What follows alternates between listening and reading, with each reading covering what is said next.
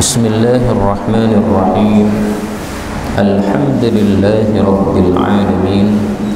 Allahumma salli wa sallim wa barik ala Muhammad wa ala ali Muhammad. Allahumma anfa'na bima 'allamtana wa 'allimna ma yanfa'una wa zidna ilma wa barik lana fi ilmina warzuqna al-ikhlasa fil qawli wal 'amali kamila wa 'ilman nafi'an la yunsa wa tawfiqan daima wa sihhatan wa yaqinan wa 'afiyah. Allahumma iftah lana kulla khair. Allahumma kfina bihalalika an haramik wa aghnina bifadlika amman siwaka. Amin ya rabbal alamin. Alhamdulillah, kaum muslimin rahimani wa rahimakumullah. Kita lanjutkan pengajian kitab Mukhtasar atau ringkasan dari Sunan Abu Dawud yang berisi sekitar 50 hadis, dan kita sudah sampai pada hadis yang ke-45. فقال المؤلف حفظه الله تعالى ونفعنا به وبعلومه في الدارين آمين. Kitabul Malahim, kitab tentang malhamah. Kaum muslimin rahimani wa rahimakumullah, ada 3 istilah. Yang pertama jihad, yang kedua fitnah, yang ketiga malhamah. Kalau jihad ini peperangan antara orang-orang muslim dengan orang-orang kafir. Kalau fitnah ini perang antar sesama muslim. Fitnah dalam agama, merusak agama. Kalau malhamah ini perang besar antara muslim dengan kafir besok di akhir zaman. Ketika Nabi Isa sudah turun, Imam Mahdi sudah datang, nanti akan terjadi yang disebut malhamah. Maka kitab ini bicara tentang salah satu dari tanda-tanda kiamat. Kapan? Ketika terjadi malhamah. An Abi Hurairah radhiyallahu anhu, dari Abu Hurairah, fima a'lam, yang saya tahu. Artinya perawinya ragu-ragu ya. An Rasulillah, dari Rasulullah sallallahu alaihi wasallam, qala, dia mengatakan, innallaha, sesungguhnya Allah, yab'atsu, akan mengutus lihadhil ummah, untuk umat Islam ini, ala ra'si, pada puncak, kulli mi'ati sanah, setiap 100 tahun, man yujaddid, orang yang memperbaharui laha, bagi umat Islam, dinaha, akan agamanya yang sudah rusak. Hadis ini dikomentari oleh Abu Dawud, bahwa hadis ini diriwayatkan oleh Abdurrahman bin Sureh al-Iskandarani, tetapi tidak melewati kecuali sampai nama Syarahil, tidak sampai kepada Abu Hurairah radhiyallahu anhu, sehingga hadis ini sanadnya putus. Karena hadis ini sanadnya putus, maka hadis ini diperselisihkan oleh para ulama. Ada yang mengatakan hadis ini sahih, seperti Syekh Albani mensahihkannya. Ada yang mengatakan hadis ini dhaif, sebagaimana guru saya Syekh Mustafa Al-Adawi rahimahullah, hafizahullah. Hadis ini bicara tentang man yujaddid, pembaharu terhadap ajaran agama Islam. Rasulullah menjanjikan setiap 100 tahun pasti akan muncul seorang pembaharu. Pembaharu ini fungsinya memperbarui, memperbaiki ajaran-ajaran Islam yang sudah rusak, yang dirusak oleh umatnya sendiri. Maka hadis ini menunjukkan bahwasanya Allah, meskipun sudah tidak mengutus Rasul lagi, tapi Allah menyiapkan mujaddid, pembaharu terhadap umat Islam. Dulu-dulu Allah selalu mengirim Rasul. Rasul pertama wafat, dikirim Rasul kedua, Rasul kedua wafat, dikirim Rasul ketiga, terus begitu sampai ada 315 Rasul dan ada 124.000 Nabi. Nah, Nabi Muhammad SAW ini Nabi terakhir. Maka kalau Nabi terakhir sudah wafat dan tidak ada Nabi lagi, terus gimana kalau umat Islam rusak? Nah, ini jawabannya. Allah kirimkan mujaddid, pembaharu. Setiap apa? 100 tahun. Hadis ini memang ada yang mendhaifkan, tapi mari kita lihat faktanya sesuai fakta. Maka dulu setelah Nabi wafat 100 tahun kemudian, ketika umat Islam sudah mulai rusak, pemerintah Islam sudah banyak yang dolim, mengkorupsi hartanya rakyat, harta baitul mal, Allah kirimkan mujaddid yang pertama yang bernama Umar bin Abdul Aziz. Dialah pembaharu terhadap umat Islam.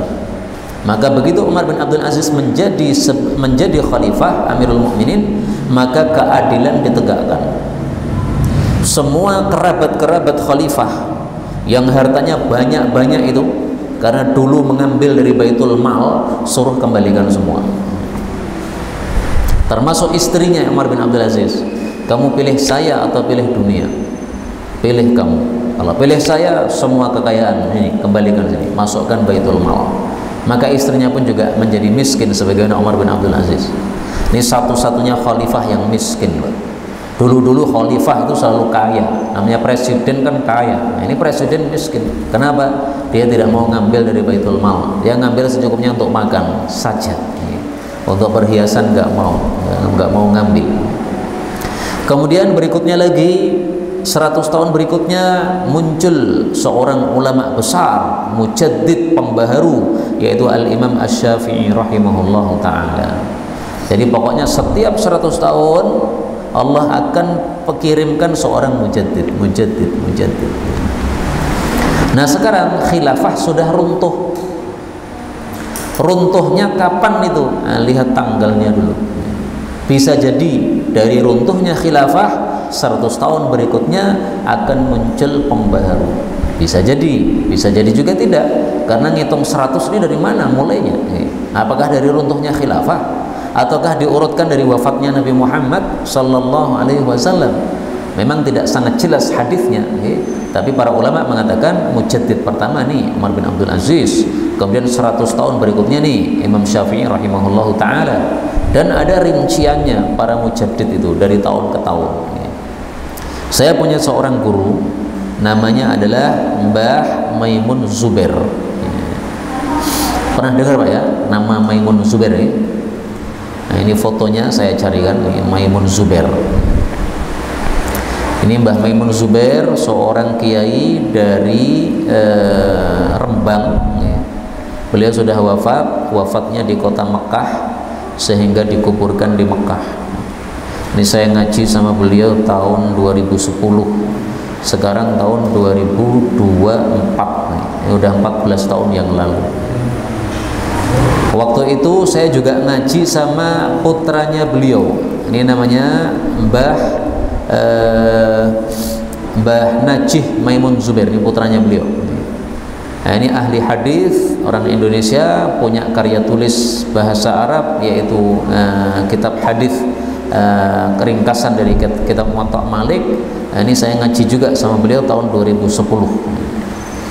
Nah, Mbah Najih ini, Mbah Maimun Zubair ini punya satu buku yang bicara tentang mujaddid.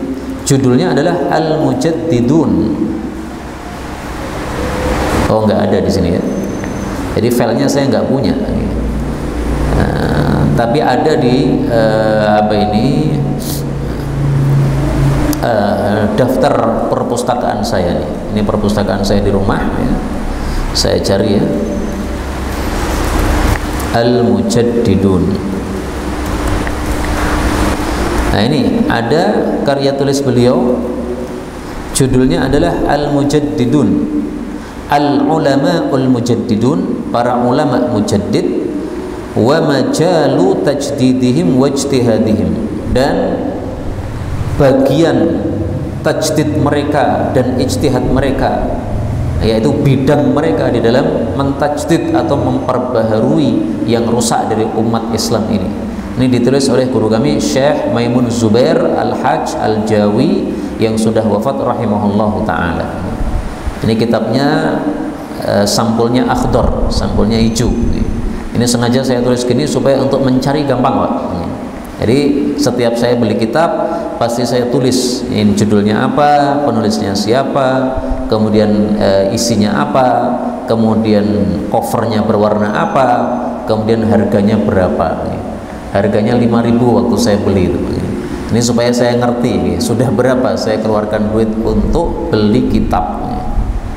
Ternyata saya pernah menghitung itu sekitar 48,8 juta total semua kitab yang ada itu. Nah, ini kitab-kitab para ulama kita, salah satunya adalah kitab Al-Mujaddidun yang bicara tentang apa? Para mujaddid atau para pembaharu. Nah, di dalam kitab Mujaddidun itu saya menukil nama-nama mujaddid pembaharu yang sudah dikumpulkan oleh Mbah Maimun Zubair ini. Kemudian saya masukkan dalam buku saya yang lain yang judulnya Ihya'us Sunnah, Tajdidul Ummah bi Ihya'is Sunnah. Nih ya. Mari kita lihat nama-namanya siapa saja. Yang pertama adalah Umar bin Abdul Aziz.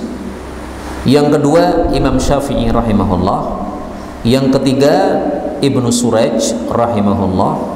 Yang keempat Imam Baqillani rahimahullah. Yang kelima Imam Ghazali rahimahullah. Yang keenam Imam Rafi'i rahimahullah. Yang ketujuh Imam Ibnu Daqiqil Id rahimahullah. Yang kedelapan Imam Bulqini rahimahullah. Yang kesembilan adalah Al-Imam As-Suyuti rahimahullahu ta'ala. Jadi beliau sudah mengumpulkan sampai tahun 900 Hijriyah.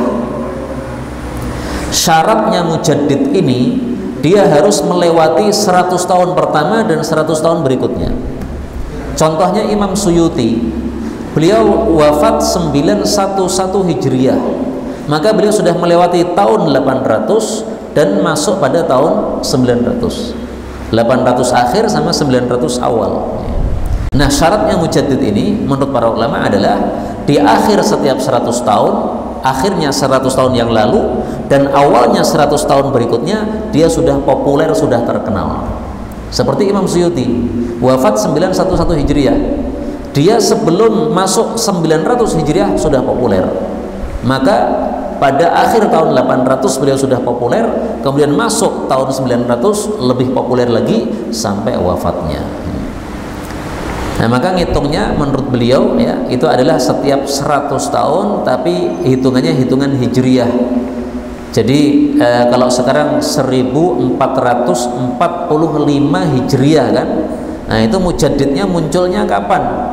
Sampai akhir dari tahun ini 1445 nanti sampai ke 50. Kemudian 50 naik ke 600. Nah, itu baru akan muncul mujaddid menurut teori ini.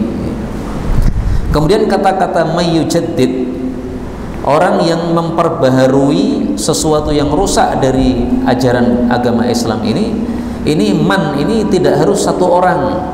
Kalau teori tadi kan satu orang kan, satu Umar bin Abdul Aziz, ya dia saja mujaddidnya. Kemudian Imam Syafi'i, ya dia saja mujaddidnya. Nah, ada teori yang lain mengatakan man ini bisa sekelompok orang. Dalam bab tafsir ada mujaddidnya, dalam bab fikih ada mujaddidnya, dalam bab hadis ada mujaddidnya, dalam hal sholat mungkin ada mujaddidnya, dalam hal pengaturan negara ini ada mujaddidnya ya. Jadi mujaddid dalam banyak bidang. Karena itu mari kita berusaha untuk menjadi mujaddid meskipun bidang kecil ya. Memperbaharui apa yang sudah rusak dari umat Islam meskipun dalam bab kecil. Contoh bab kecil, sholat jamaah banyak yang tidak rapat. Nah, kita perbaharui, dirapatkan. Karena tidak rapat itu berarti sudah rusak ajaran Islamnya. Kita perbarui. Banyak sholat jamaah itu tidak lurus satu sama lain, sakar PDW ini. Termasuk tadi saya sholat subuh di satu masjid yang saya mampir, karena saya akan mengajar di satu tempat, saya mampir di masjid itu. Masjid itu terkenal masjid untuk pengajian, tapi ternyata sholatnya nggak ada yang nempel. Ya ada ya, soft pertama agak nempel-nempel, tapi soft berikut-berikutnya itu sampai belakang itu hampir tidak ada yang nempel. Itu karena sudah rusak memang ajaran Islam ini dalam bab sholat jamaah, tidak seperti di masa Nabi semuanya pada rapat-rapat, nempel-nempel. Nah mari kita mujaddid, kita perbarui. Pilih mana? Pilih termasuk memperbarui yang rusak-rusak, memperbaiki yang rusak-rusak, atau ikut hanyut dalam merusakkan. Nah, pilih mana? Terserah. Kalau kita ikut hanyut dalam yang merusakkan, nah, nggak ada fadilahnya. Tapi kalau kita termasuk yang berusaha untuk memperbarui atau memperbaiki, maka kita mendapatkan fadilahnya para mujaddid ini, meskipun kita bukan mujaddid yang dimasukkan dalam hadis ini, tapi kita menyerupai mereka. Termasuk umat Islam Indonesia dulu yang perempuan pakai jilbab itu jarang sekali, sehingga kalau ada perempuan kok pakai jilbab, wah itu sudah disorot banyak orang. Ini siapa ini wanita solehah ini harus jadi istri saya ini. Dulu katanya begitu Pak, karena belum banyak yang ngaji, rata-rata rambut dibuka semua. Nah sekarang sudah mulai banyak umat Islam yang paham, oh perempuan itu rambutnya adalah aurat, akhirnya pakai jilbab. Nah siapa dulu yang memulai ajaran jilbab di Indonesia? Berarti dia termasuk man yujaddid laha dinaha di bidang jilbab di Indonesia. Pernah lihat Pak fotonya Kartini pakai jilbab napa mboten? Muslim napa mboten? Kita ini muslim. Kalau muslim kok tidak pakai jilbab? Nah, memang zaman dulu belum paham jilbab itu. Kemudian kaum muslimin rahimani wa rahimakumullah, dari hadis ini kita ambil faedah bahwasanya semakin lama umat Islam itu pasti mengalami semakin kendor ajaran agamanya. Dan itu adalah sunnatullah untuk manusia sejak zaman dulu. Makanya selalu dikirim Rasul dan Nabi, karena setelah lama Nabi meninggal pasti akan rusak. Semakin kesana semakin rusak. Itu sudah sunnatullahnya seperti itu. Makanya perlunya adanya kita sebagai bapak-bapak berusaha membentengi anak-anak kita, jangan mereka terbawa arus oleh zaman ini. Kalau kita biarkan anak-anak kita, nanti akan terbawa arus mereka. Saya termasuk yang tidak setuju anak-anak dipegangi HP, terserah bebas mereka pakai HP itu, lihat kesana kemari di YouTube dan sebagainya. Saya termasuk yang nggak cocok. Kenapa? Belum saatnya anak-anak itu seperti itu.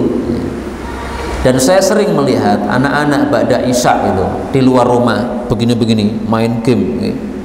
Pekerjaannya main game berjam-jam itu nggak lelah Pak. Itu habis waktunya itu dan merusak mata mereka itu. Ya kalau mereka sudah paham menggunakan HP untuk pengajian bagus kan, tapi untuk game saja waktunya habis untuk game, ini nggak cocok saya. Ini dibiarkan kayak begini, ini lama-lama semakin lama bisa generasi setelah kita semakin rusak. Maka kalau kita pegangi kepada anak kita HP, paling bagus dikasih waktu, ya, tidak dibebaskan. Termasuk anak-anak dikasih majalah, itu saya cocoknya dikasih komik mereka, itu dibatasi waktunya, dikasih aturan. Karena kalau nggak dikasih aturan, anak-anak itu pilih komik daripada nggarap PR, pilih komik daripada baca Quran. Itu sudah dunianya anak-anak. Maka kalau orang tuanya membatasi, insya Allah anak-anak jadi teratur. Kalau dibiarkan ya pastilah mereka belum bisa mikir, sehingga mereka pasti akan main-main, lebih bagus main-main daripada sungguh-sungguh menurut mereka. Ya. Kita lanjutkan bab yang ke-46, Kitabul Hudud, kitab tentang hukuman-hukuman had. An Ikrimah, dari Ikrimah, ini seorang tabi'in, anna Aliyan, bahwasanya Ali alaihi salam, ini didoakan alaihi salam karena dia termasuk ahlul baitnya Nabi Muhammad sallallahu alaihi wasallam. Ahraqa, dia membakar nasan, beberapa manusia, irtaddu, yang murtad anil Islam, dari agama Islam. Fabalagha dzalika, maka sampailah berita itu Ibnu Abbas kepada Ibnu Abbas. Faqala, maka Ibnu Abbas berkomentar, lam akun, tidak adalah aku, liuhriqahum, membakar mereka, binnar, dengan api. Kenapa? Inna Rasulullah sallallahu alaihi wasallam qala, karena Nabi bersabda, la tu'adzibu, jangan menyiksa, bi'adzabillah, dengan siksaan Allah, yaitu dengan api, karena Allah itu menyiksa dengan api neraka. Wa kuntu, dan saya qatilahum, saya akan membunuh mereka yang murtad tadi. Kenapa? Biqauli Rasulillah sallallahu alaihi wasallam, dengan sebab sabda Nabi. Fa inna Rasulullah sallallahu alaihi wasallam qala, karena Rasulullah bersabda, man baddala dina, barang siapa yang mengganti agamanya, faqtuluh, maka bunuhlah dia. Fabalagha dzalika Aliyan, maka hal itu sampai ke telinga Ali alaihi salam. Faqala, maka Ali mengatakan, waiha, alangkah menakjubkannya Ibni Abbas, pendapatnya Ibnu Abbas ini ya, karena pendapatnya sesuai dengan hadis Nabi Muhammad sallallahu alaihi wasallam. Kaum muslimin rahimani wa rahimakumullah, ada dua istilah. Yang pertama had atau hudud, yang kedua adalah ta'zir. Hukuman had atau hudud itu adalah hukuman yang sudah ditetapkan oleh Allah untuk amalan-amalan maksiat tertentu. Orang maling dipotong tangannya, ini hukuman had.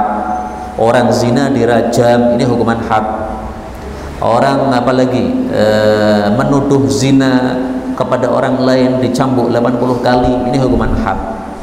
Kalau takzir itu adalah hukuman yang belum ditetapkan oleh Allah dan Rasul, sehingga ditetapkan oleh penguasa yang berkuasa saat itu. Abu Bakar menjadi khalifah. Nah, ketika ada suatu maksiat yang dilakukan orang tapi belum ada keputusan hukumnya dari Allah, maka Abu Bakar boleh menetapkan hukuman takzir. Misalnya seorang laki-laki menggandeng tangan seorang perempuan, kan nggak boleh, padahal perempuannya bukan istrinya nih. Nah, ini perlu dihukum takzir biar kapok, biar tidak ada laki-laki yang kurang ajar sentuh-sentuh orang perempuan padahal bukan istrinya, ditakzir. Nah, maka bab ini bicara tentang hukuman had, yaitu hukuman yang sudah ada ketentuannya di dalam Islam. Apa saja hukuman had? Satu, sariqah, mencuri, hukuman hadnya dipotong tangannya kalau sudah mencapai nisab. Dua, syarib, yang minum minuman keras, hukuman hadnya dicambuk berapa? 100 kali. Dua, yang ketiga adalah qadhf, menuduh berzina kepada orang lain, maka hukuman hadnya dicambuk 80 kali. Kemudian hirabah. Hirabah ini hukuman had, yaitu menjadi perampok atau mencegat jalannya kaum muslimin, kemudian merampok harta mereka dan menakut-nakuti mereka dengan pedang. Nah, hukumannya itu bermacam-macam, nanti disebutkan dalam Al-Quran dan lain-lain. Sekarang apa hukuman had bagi orang yang murtad? Ini yang kita bahas pada hadis ini. Orang yang murtad, hukuman hadnya adalah man baddala dinah, siapa yang mengganti agama, faqtuluh, bunuhlah. Maka hukuman had bagi orang yang berganti agama itu dibunuh, dipenggal lehernya. Yang dimaksud mengganti agama adalah pindah dari Islam menjadi non-Islam. Tapi kalau Yahudi menjadi Nasrani, ini nggak dianggap. Hindu menjadi Buddha, ini nggak dianggap pindah. Biarkan. Kenapa? Kafir pindah ke kafir, pindah ke kafir, pindah ke kafir, sama aja neraka. Lah ini sudah muslim, mestinya masuk surga, malah pindah kafir, berarti pilih neraka. Ini kan geblek. Nah, orang geblek ini perlu dikasih pelajaran supaya gebleknya tidak pindah-pindah sama orang-orang lain. Jadi hukuman had tujuannya salah satunya supaya membuat kapok. Orang maling dipotong tangannya supaya kapok dan orang lain juga tidak berani maling. Murtad juga begitu, dipenggal lehernya supaya apa? Dia kapok dan orang lain tidak berani untuk murtad. Itu tujuan atau hikmah dari hukuman had. Nah, dalam kasus ini ada orang-orang yang murtad kemudian ahraqo, dibakar oleh Sayyidina Ali. Murtadnya gimana? Murtadnya mengatakan, wahai Ali, engkau itu adalah Tuhan. Maka Ali bin Abi Thalib mengancam mereka, saya bukan Tuhan, saya manusia. Tuhan itu adalah Allah. Kalau kalian nekat mengatakan saya Tuhan, menyembah saya, akan saya bakar kalian. Ternyata mereka malah nekat, Pak. Kalau engkau ingin membakar kami dengan api, maka berarti betul-betul kamu Tuhan, karena yang berhak menyiksa makhluk dengan api itu adalah Tuhan. Berarti kamu 100 Tuhan betul. Nah, Ali marah, wow, wong orang ngajar tenan. Wah, akhirnya diambil mereka, diseret, dimasukkan dalam lubang, kemudian mereka dibakar. Nah, ketika informasi ini sampai kepada Sayyidina Ibnu Abbas, waktu itu Ibnu Abbas diangkat sebagai gubernur oleh Sayyidina Ali di tempat lain. Ini Ali kan di Medina, nah Ibnu Abbas dikirim ke Bahrain menjadi gubernur di sana. Maka Ibnu Abbas berkomentar, seandainya saya nggak akan bakar. Kenapa? Bakar itu dilarang oleh Rasulullah. Bakar manusia dilarang oleh Rasulullah. Maka tidak boleh ada maling ditangkap, maling ayam gitu, dikeprui kemudian disuntai bensin dibakar, haram, itu nggak boleh. Maling ayam itu dilihat ayamnya harganya berapa. Kalau ayamnya harganya sudah mencapai nisab yaitu 1 juta, silahkan potong tangannya. Ayam 1.000 dikeprui sampai mati, ya nggak boleh. Ayam dicuri harga 100.000, hukumnya apa? Takzir. Siapa yang menghukum takzir? Pemerintah. Jadi ditangkap saja, kasihkan Pak Polisi. Pak Polisi maling ayam, atau Pak RT maling ayam. Nanti Pak RT-nya biar nyerahkan ke polisi sana. Jadi jangan dihakimi sendiri, nggak boleh. Jadi umat itu tidak boleh memberikan hukuman kepada orang-orang yang melakukan pelanggaran-pelanggaran seperti ini, kecuali dia mendapatkan izin dari pemerintah yang berhak menerapkan hukum-hukum seperti ini. Kemudian kata Sayyidina Ibnu Abbas, kalau saya akan saya bunuh mereka. Kenapa? Karena Rasulullah bersabda, siapa yang berpindah agama, bunuhlah dia. Kata-kata siapa, siapa, ini mencakup laki-laki sama perempuan. Sehingga mayoritas ulama berpendapat, mau laki mau perempuan, kalau murtad dari Islam, menyelisih mereka mazhab Hanafi. Kata mazhab Hanafi, yang dibunuh itu hanya yang laki-laki. Kalau perempuan murtad, maka tidak dibunuh, tapi dibui dalam penjara. Sampai kapan? Sampai masuk Islam lagi atau sampai mati. Tapi pendapat ini tidak bagus, karena pendapat ini tidak sesuai dengan hadis ini. Man, siapapun, berarti mencakup laki-laki dan perempuan. Kemudian perkataan Ali ketika mendengar komentar Ibnu Abbas, dia mengatakan waiha Ibnu Abbas. Ini bisa diartikan dua arti. Arti yang saya pilih, sungguh menakjubkan Ibnu Abbas. Karena kata-kata waih ini bisa diungkapkan untuk madah, untuk memuji seseorang. Oh, bagus Ibnu Abbas itu. Ternyata pendapat dia lebih sesuai hadis Nabi daripada perbuatan saya yang tidak sesuai hadis Nabi. Ini terjemah yang saya pilih. Ada terjemah yang lain. Faqala, Ali mengatakan waiha, celaka Ibnu Abbas. Kenapa dikatakan celaka? Karena dia mengira bahwasanya hadis Nabi jangan menyiksa orang dengan api itu dikiranya adalah mutlak umum, padahal ada hukum khusus. Boleh orang-orang tertentu dihukum dengan api, boleh, tidak mutlak semuanya dilarang. Nah, jadi dalam hal ini ada perselisihan pendapat di antara para ulama. Bolehkah menghukum dengan api? Memang ada larangan, jangan menghukum dengan api, yaitu dengan membakar.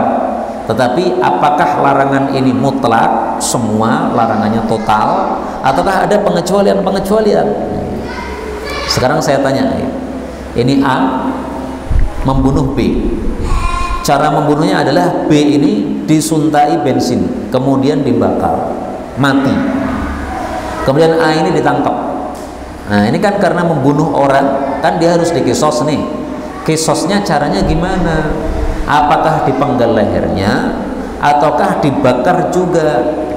Pendapat mayoritas ulama mengatakan hukum kisos dilakukan sesuai cara membunuhnya. Cara membunuhnya dengan nimba, maka kisosnya dengan nimba, balasnya dengan nimba. Cara membunuhnya dengan dibakar api, maka dibalas juga dibakar dengan api. Ini pendapat mayoritas para ulama. Sehingga berarti ada pengecualian untuk hadis ini. Nah, maka menurut Sayyidina Ali berarti ya, kalau diartikan Waiha bin Abbas, celaka Ibnu Abbas, berarti ini termasuk pengecualian. Nggak apa-apa orang yang mengatakan saya Tuhan, saya bakar, nggak apa-apa ya. Karena kurang ajarnya itu sudah keterlaluan. Kalau hukum asal memang tidak boleh menyiksa dengan api, tapi kasus ini kata Sayyidina Ali boleh. Wallahu ta'ala a'lam bis-shawab. Monggo Ustaz. Banyak orang berpikir dalam beragama nggak ada paksaan. Di Islam juga tidak. Kemudian ada paksaan. Iya, dalam Al-Quran Allah mengatakan la ikraha, tidak ada paksaan fid dini, di dalam agama. Alhamdulillah. Surat Al-Baqarah ayat 256. La ikraha, tidak ada paksaan fid dini, dalam agama. Apakah maksudnya kalau ada orang muslim murtad dibiarkan? Tidak. Tapi maksudnya adalah kalau ada non muslim Yahudi atau Nasrani, dia tidak masuk Islam, maka tidak dipaksa masuk Islam. Dia pilih tetap Yahudi, silakan. Tetap pilih Nasrani, silakan. Tapi ingat, besok neraka. Seperti dalam ayat yang lain ya. Fal yu'min. Faman syaa falyu'min, siapa yang mau silahkan beriman masuk Islam. Wa man syaa falyakfur, siapa mau silahkan kafir, tetap Yahudi atau Nasrani. Tapi kalau orang sudah masuk Islam kemudian murtad, ini hukumnya beda. Kok dibedakan? Kenapa? Karena kalau asalnya dia Yahudi tidak masuk Islam karena dia memang belum kenal Islam.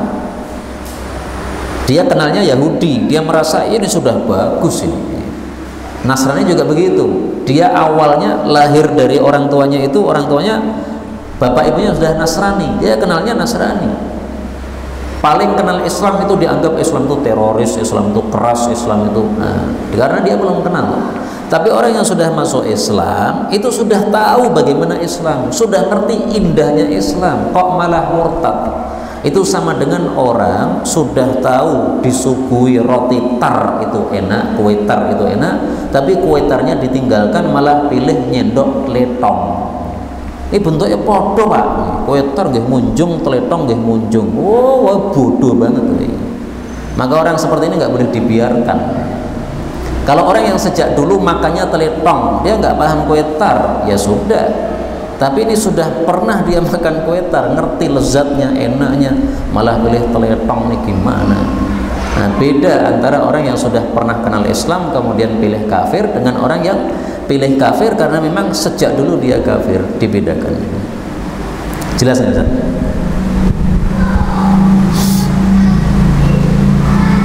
Kita lanjutkan ya. Kita Diat, kitab tentang diat. Ada dua istilah. Yang pertama adalah qisas, yang kedua adalah diat.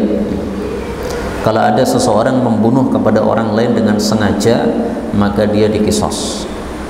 Tapi kalau membunuhnya tidak sengaja, misalnya naik motor ngantruk kemudian nabrak orang mati, ini disuruh untuk membayar diat. Diat itu ganti rugi. Nah, sekarang kita baca hadisnya. An Ibnu Abbas radhiyallahu anhuma qala kana adalah Quraidah, Yahudi Bani Quraidah, wan Nadir dan Yahudi Bani Nadir, wa kana Nadir asyraf, dan Yahudi Bani Nadir itu lebih mulia min Quraidah daripada Yahudi Quraidah. Fakana, maka adalah idza qatala rajulun, kalau ada seseorang membunuh min Quraidah dari Bani Quraidah, rajulan minan Nadir, seseorang dari Bani Nadir, qutila bih, maka dia pasti dibunuh alias diqisas. Kenapa?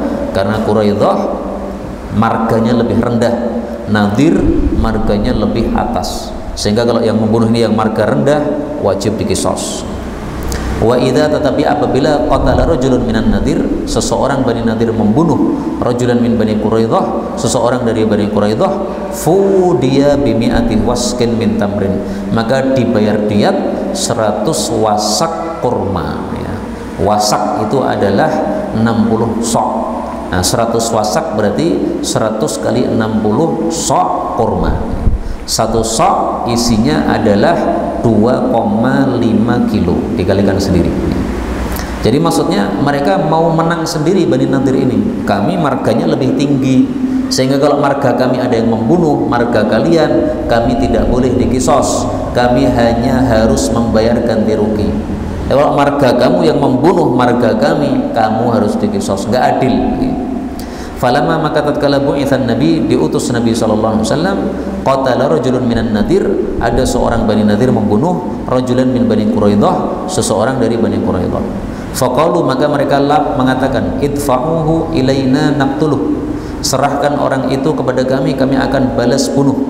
Faqalu, maka mereka menjawab, bainana wa bainakum an-nabiyyu sallallahu alaihi wasallam, enggak, kita berhakim saja kepada Nabi Muhammad karena sudah ada nabi baru.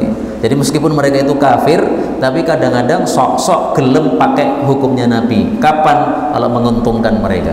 Nah, maka saat itu mereka mau pakai hukumnya nabi karena ingin diuntungkan. Fa'atau, maka mereka datang kepada Nabi. Fanazzalat, maka turun ayat ini. Wa in hakamta fahkum bainahum bil qist. Kalau engkau memberikan hukum di antara orang-orang kafir, maka berilah hukum di antara mereka dengan adil. Jadi kalau ada umat kafir, umat Kristus datang kepada umat Islam minta hukum, jangan kita pakai hukum Kristus, tapi kita pakai hukum Islam. Misalnya panjenengan Pak RT, kemudian warga panjenengan Kristen ada yang malingnya 1 juta, diserahkan ke Pak RT. Nah, Pak RT jangan menghukumi dengan hukum Kristus, tapi pakai hukum Islam. Apa itu? Penggal tangannya sini yang kanan. Tapi kalau terjadi apa-apa jangan ngelaporkan saya, Pak. Ini saya sekedar menjelaskan. Wal qistu, dan adil itu adalah an-nafsu bin nafsi, nyawa dibalas nyawa. Tsumma nazalat, lalu turun ayat, afa hukmal jahiliyah yabghun, apakah hukum jahiliyah yang mereka inginkan? Qala Abu Dawud, berkata Abu Dawud, Quraidah, Bani Quraidah itu, wan Nadir, dan Bani Nadir itu, jami'an, semuanya, min waladi Harun, dari keturunan Nabi Harun, Nabi sallallahu alaihi wasallam. Jadi Bani Quraidah, Bani Nadir sama-sama Yahudi, sama-sama keturunan Nabi Harun, tapi kemudian kafir semua mereka. Nabi Harunnya Muslim, tapi keturunan-keturunannya ada yang kafir. Nah, sama juga Nabi Muhammad sallallahu alaihi wasallam juga begitu. Jangan dikira semua keturunan Nabi Muhammad itu Muslim. Yang Muslim kita muliakan, kita panggil sebagai Habib. Tapi yang kafir-kafir nggak perlu dipanggil Habib. Oh, saya keturunannya ini keturunan garis Nabi. Ya, meskipun kamu garis Nabi, tapi kamu Yahudi kamu. Maka tidak disebut Habib. Karena Habib itu apa? Kekasih. Masa orang kafir kita panggil kekasih? Habib pun, keturunan Nabi pun yang Muslim, kalau dia bertingkah jelek, ya tidak kita panggil Habib. Kenapa kita panggil Habib? Padahal tingkahnya tidak sesuai tingkahnya kakeknya, yaitu Nabi Muhammad sallallahu alaihi wasallam. Inilah kaum muslimin rahimani wa rahimakumullah, kitab tentang diat. Nah, di dalam Islam itu kalau ada pembunuhan tidak sengaja, maka tidak ada hukum qisas, adanya hukum diat. Diatnya berapa? 1 nyawa, nilainya 100 unta. Anggota tubuh yang isinya 2 seperti mata, tangan, dan kaki, kalau dirusak 1 mata, maka nilainya adalah 50 unta. Kalau 2 mata ditusuk sampai buta misalnya, nah nilainya 100 unta. Kalau ada dalam tubuh ini yang jumlahnya 10, misalnya jari ini, berarti 1 jarinya nilainya 10 unta. Maka ada orang memutus jari saya, bertengkar kemudian memutus jari saya ini, nah, suruh ganti 10 unta. Dalam 1 jari ini ada 3 ruas. Nah, maka nilainya 1 ruas ini adalah 1/3 dari 10 unta tadi. Jadi 3 unta plus sekian persen, okay? 3,3 unta. Nanti kurangannya dibayar dengan duit. Kalau 2, nah ini berarti 6 unta, sekian. Kecuali yang jempol ini, karena jempol ini ruasnya cuma 2, Pak. Sehingga satu ruas jempol ini nilainya berapa? 5 unta. Ini 5 unta. Ini 10 unta. Mau kecil mau besar sama, yaitu yang kecil ini 10 unta, yang besar ini juga 10 unta, yang panjang ini juga 10 unta. Untuk gigi diatnya adalah 5 unta. Sehingga kalau ada orang yang menjotos seseorang kemudian giginya rampal 1, ini dalam Islam suruh ganti berapa? 5 unta. Nah, maka gigi saya ini rampal 1 ini. Ini mestinya yang jualan marneng dulu ganti saya 5 unta, Pak. Marnengnya atas banget tak pangan malah gigiku rampal. Tapi saya nggak tahu itu ya, pabrik marnengnya mana itu. Ini guyon saja, guyon ya. Inilah kaum muslimin rahimani wa rahimakumullah yang dapat kita pelajari benar dari Allah. Kalaupun ada salahnya fa astaghfirullahaladzim li wa lakum walhamdulillahi rabbil alamin.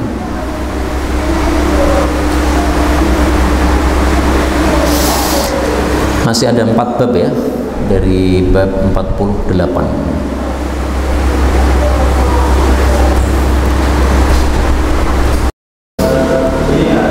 Dari mana ini pertanyaannya? Oh, oke, moga. Karena ada pertanyaan juga ini saya sampaikan bahwa kita itu tidak melihat kita itu berpikir tapi sodakohnya itu berasal mungkin ada bagian yang tidak kalah. Memang mereka sebetulnya paham, tapi yang masalahnya yang mana mereka tidak tahu. Makanya mereka sodakohkan semua. Apakah itu halal atau tidak halalnya dari apa, Pak? Riba. Ya, mereka juga tidak tahu. Kok bisa?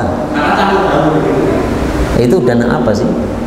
Ya mungkin ada yang dari ininya kan dia seorang pedagang mungkin karena kurang administrasi kan mungkin ada yang bagian yang mungkin sebagian yang mereka anggap itu tidak halal mungkin bagi mereka juga tidak juga tapi kalau kita setelah kasih itu tidak juga gitu. Oh gitu, diragukan apakah riba atau tidak. Makanya itu bisa dikatakan diperbolehkan apa itu namanya bisa mendapat manfaat atau justru tidak mendapat manfaat. Artinya mendapat apa itu surga atau pahala atau haram. Para ulama berfatwa ketika ada seseorang yang sudah tobat dari riba, hartanya harta riba, jelas haram, tapi dia sudah tobat, harta ini terus diapakan? Apakah dibuang, dikali, mubadzir kan? Para ulama katakan boleh diberikan kepada orang-orang miskin, tapi untuk kamu nggak boleh. Kenapa? Kamu nggak terpaksa, orang-orang miskin terpaksa, maka mereka boleh karena apa? Terpaksa.